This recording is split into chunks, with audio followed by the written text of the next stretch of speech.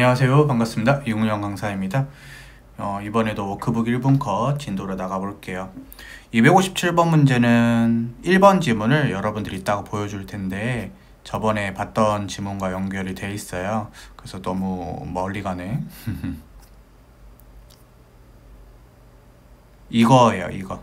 이 226번의 2번 지문을 같이 봐주세요. 여기서 이제 설명을 해줬는데 그때 이제 한번 잘못 설명해 준 적이 있었어요. 이게 신체의 자유라는 규정인데 그 사전 영장도 규정이 돼 있고 사후 영장도 규정이 돼 있습니다. 근데 주거의 자유는 사전 영장이 규정이 돼 있지만 사후 영장이 예외는 규정이 안 돼 있다 이거예요. 그래도 개연성이나 긴급성을 갖추면 예외가 허용될 수 있다. 이런 지문과 연결이 돼 있습니다. 그래서 조금 왔다 갔다 해서 죄송한데 헌법 제16조가 영장주의에 대한 예외는 규정을 안 내놓고 있습니다. 그러면은 무조건 영장주의 예외를 인정할 수 없는 무조건 사전 영장이어야 되냐? 그건 아니다 이거죠. 그래서 1번이 바로 답이다. 그 다음에 주거의 자유는 뭐 이런 기본권이다. 뭐 전체적으로 맞고, 주거용 건축물의 사용 수익 관계를 정한다는 것은 뭐냐면은 재개발이 되면은 이제 갑이라는 사람이 이제 건물을 이렇게 가지고 있었는데 이제 재개발 조합 이런 데 이제 이렇게 넘어갈 거 아니에요. 그래서 이렇게 주거용 건축물을 사용하고 수익하는 문제에 불과하는 것은 재산권의 문제입니다. 내 건물을 쓰겠다 말겠다 어떻게 쓰겠다의 문제이지 뭐 어디 나가라 아니면은 뭐 이 재개발 조합이 우당탕탕 국가로서 막 들어오는 그런 느낌은 아니죠. 그래서 주거의 자유가 침해가 되려면은 약간 우당탕탕 들어와 가지고 국가가 막 아무것도 안 가져온 상태로 막 압수나 수색을 하고 그런 문제인데, 그냥 재개발 단계에서 그 건물을 계속 쓸 수 있느냐 없느냐의 문제에 불과하기 때문에 주거의 자유는 제한조차 안 합니다. 그 다음에 4번은 형법 판례이죠.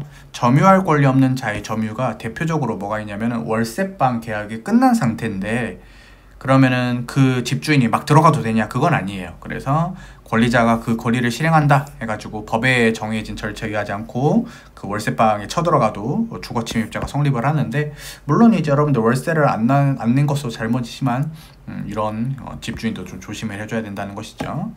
그 다음에 주거는 생활의 기초 단위로서 사적인 문제이기 때문에 보호성이 매우 크고, 니은본도 여러분들 일종의 형법 지문과 연결이 돼 있는데 이게 도로예요. 근데 바로 이렇게 문이 있어요. 집이에요, 집. 그러니까 마당 같은 게 없습니다. 이거를 우리가 담도 없고 마당도 없어. 담장도 없고 뭐 마당 이런 것도 없어요. 바로 이렇게 인접돼 있는데 시골에는 이런 집이 꽤 있어요, 그렇죠? 그랬을 때는 여기를 위요지라고 볼 수가 없습니다. 그래서 이렇게 들어간 게 주거 침입에 해당하지 않는다라는 뭐 형법 판례기도 하고 헌법 판례기도 하고 그렇습니다. 그 다음에 공판정에서 진술하는 피고인 증인들도 인간으로서 존엄과 가치를 가지며 사생활의 비밀과 자유가 있으니까 함부로 막 녹음되거나 녹화되지 않을 자유가 있다. 그래서 증인의 녹음, 녹화 함부로 하면 안 된다 이거죠, 공판정에서. 그 다음에 특정인의 사생활 등을 조사하는 일을 직업입니다, 직업. 그래서 갑이라는 사람이 뭐 탐정 같은 걸 하고 싶은데 국가가 이것을 금지했다 이거예요. 근데 이 사람의 사생활이 아니라 이 사람이 뭐 다른 사람의 사생활을 캐는 것을 금지하는 거죠. 이건 직업을 제한하는 것이지 이 사람의 사생활, 갑이라는 사람의 사생활이 제한되는 건 아닙니다. 그래서 이런 지문이고, 그 다음에 대체복무 요원은 무조건 교도소에서 근무하시는 분들이거든요. 교정 업무. 그래서 공용 공간에 CCTV를 설치할 수 있죠. 왜냐면은 도둑놈들도 같이 있는 공간이니까 헌법이 되지 않고. 성기구의 판매 행위를 제한하는 것은 일단 사생활의 비밀과 자유가 제한은 된다. 하지만 침해는 아니에요. 그래서 어른들한테만 팔아야 되고 뭐 어린애들한테 함부로 팔면 안 된다. 이런 것들이 있겠죠. 그 다음에 주거의 자유에 대한 영장주의는 5차 개정헌법에서 명문으로 규정이 되었다 해서 맞는 지문입니다. 그래서 적절한 것은 1개, 2개, 그 다음에 뭐 3개, 4개 이렇게 가지고 4번이 답이 되겠어요. 259번. 자, 수용자가 변호인 아닌 자와 접견할 때 녹음 기록하는 것은 합헌이죠. 틀렸고, 그 다음에 수용자 거소 없는 상태에서 거실이나 작업자를 검사할 수 있다. 소지품 검사할 수 있고, 그 다음에 형제자매에게 가족관계 등록 부분 등의 증명서 교부 청구권을 부여하는 것은 옛날에도 배웠지만 개인정보 자율정권을 침해한다. 그 다음에 인구주택 총조사 할 수 있어요. 그리고 뭐 싫으면 답변 거부해도 되고요. 그래서 헌법에 위배되지 않는다 이거죠. 그래서 여기서는 좀 쉬운 판례들이라고 나열될 수 있다.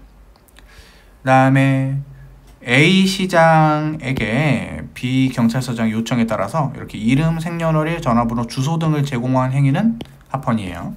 이거랑 비교했을 때 나중에 나오겠지만 그 요양급여 내역을 제공한 것은 개인정보 자기결정권을 침해하는 판례가 있죠. 그 다음에 우리 후보자 등록 신청할 때 일률적으로 범죄 경력을 다 제출해야 돼요. 이미 없어진 법률 조항이라도, 그러니까 형이 실효됐더라도 합헌이고, 요건 유명한 위헌 판례죠. 신상 정보를 무조건 20년 동안 보존 관리하는 것은 개인정보 자기결정권 침해하는 유명한 판례. 그래서 3번이 답이고, 그 다음에 범죄 증거를 인멸하거나 형사 법령에 저촉 등을 할 우려가 있을 때는 녹음 기록할 수 있겠죠. 물론 일부러 숨겨놨는데 변호인 아닌 자와 할 때입니다. 그래서 요것이 이제 침해했다라고 볼 수가 있는 거죠. 그래서 동그라미 X라고 표현하니까 좀 이상하네요. 그래서 지운 다음에 합헌 위헌 판례를 찾는 판례였다. 그 다음에 변호사에게 전년도에게 처리한 수임 사건의 건수 및 수임액을 보고하도록 한다. 이것은 사생활의 비밀과 자유를 제한조차 안 하죠. 제한조차 안 하니까 침해도 아니죠. 맞고, 그 다음에 어린이집에 CCTV 설치할 수 있죠. 헌법에 위배되지 않고, 4급 이상 공무원들의 질병명을 다 공개하도록 하는 것은 사생활의 비밀과 자유를 침해하는 유명한 판례. 그래서 틀렸고, 그 다음에 전자장치 부착 명령을 좀 소급해서 적용할 수 있어요. 과잉금지 원칙에 위배되지 않는다.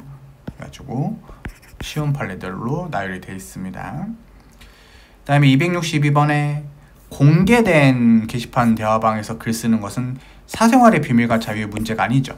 왜냐면 공개된 게시판이니까. 그 다음에 왜 양심의 자유 문제가 아니냐면 글을 못 쓴다 해서 내 생각이 막 바뀌고 그런 건 아니에요. 다른 생각을 국가가 하게 하고 그런 건 아니죠. 불편할 뿐이죠. 그래서 표현의 자유의 문제일 뿐이다.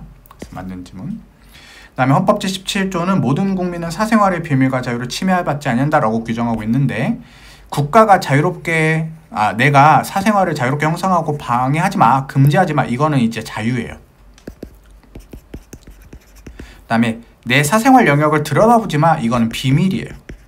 그래서 이거는 알고 있어야지 풀 수 있는 문제 중에 하나죠. 그래서 이렇게 사생활의 자유 설명과 비밀 설명을 좀 바꿔서 낼 수 있다.